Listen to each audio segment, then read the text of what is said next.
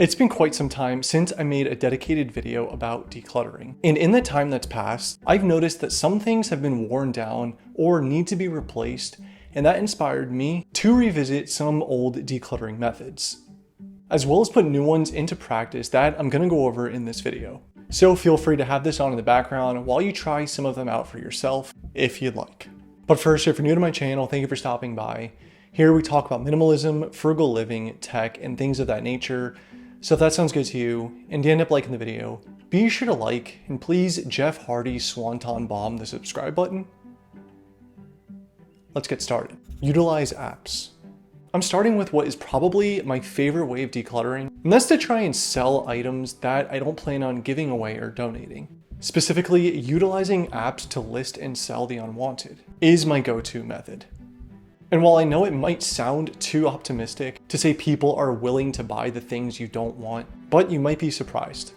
Because in my experience, people buy anything for the right price. Years ago, in the early stages of decluttering, I remember listing for sale an old skateboard I had laying around for a while, and I couldn't believe I had about a dozen people right away were offering me money for something that was just laying under my bed.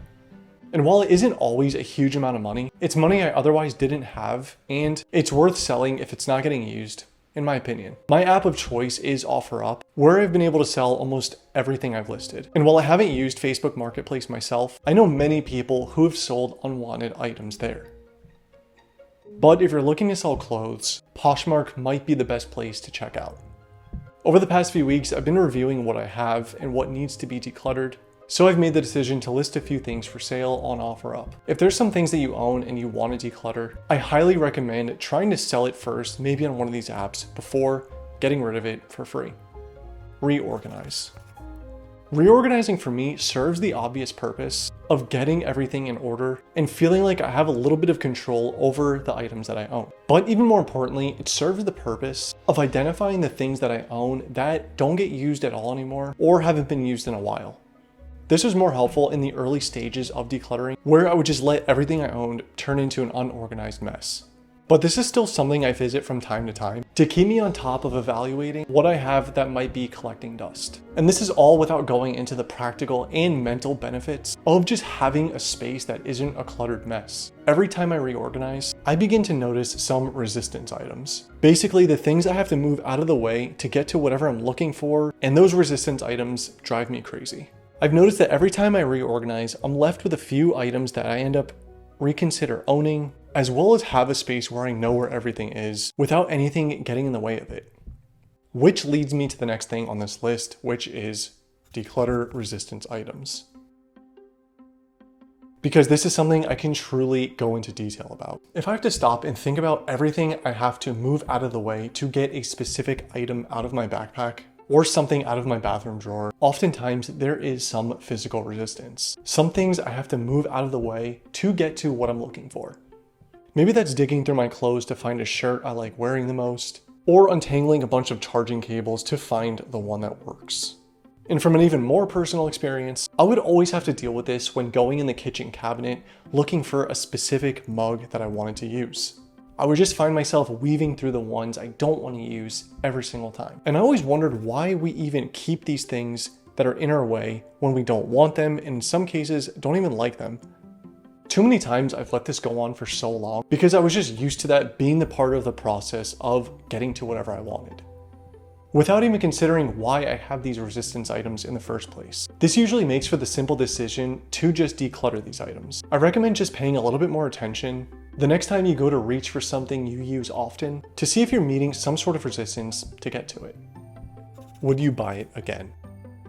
I'm a little surprised this is something I haven't yet talked about in any of my videos. And that is when I'm decluttering some of my things and I just can't make the decision whether I should or want to keep something, I simply ask myself if I would buy it again if I had to. And I found this particularly helpful when I was going through things like clothes. Since I don't really care too much about clothing variation, I did in fact buy multiples of the exact same t-shirt. And I use that example because it's the epitome of, would I buy this item again? I don't necessarily mean that I go through every single item that I own and decide whether I should keep it or not based on if I would buy it again. but only with those items I may be on the fence about. This is really just the easiest way if I ultimately thought something was worth what I paid for it and if it's serving me any value.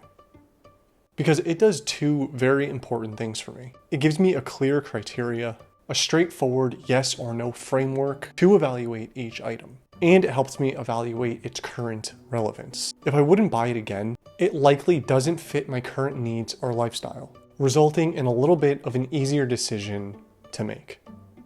The single bag method. Now this might sound a little extreme for some people, but I think the philosophy of it can apply to most.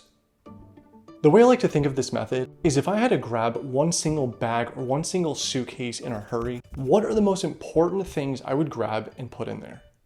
The things I had to take with me when I couldn't bring anything else. Once again, while this is on maybe the extreme side of decluttering, it was such an effective way in making me able to stop being so attached to some physical items. Obviously, without this being a real scenario, I'd still encourage you to think about if you had to do this, would you be able to fit everything you're okay with living with in a single bag?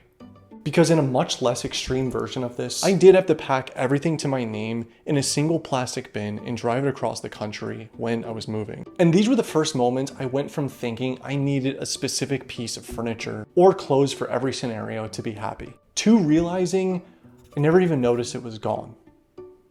I will never suggest that I or anyone should just get rid of everything they own and live out of a backpack, but it's just this thought process that helped me not be so attached to replaceable things and put my values elsewhere. So try this one out and you might realize that everything you need is a lot less than you might know. Anyways, these are just a few methods of decluttering I've been practicing as of lately. I really do enjoy revisiting these old topics, especially during some spring cleaning. I hope you got some value from this video and I hope you can apply some of these methods for yourself. As always, I appreciate the time you spent here and I appreciate you watching. If you did like this video and you like this type of content, be sure to like and consider subscribing to my channel, and I'll see you next time.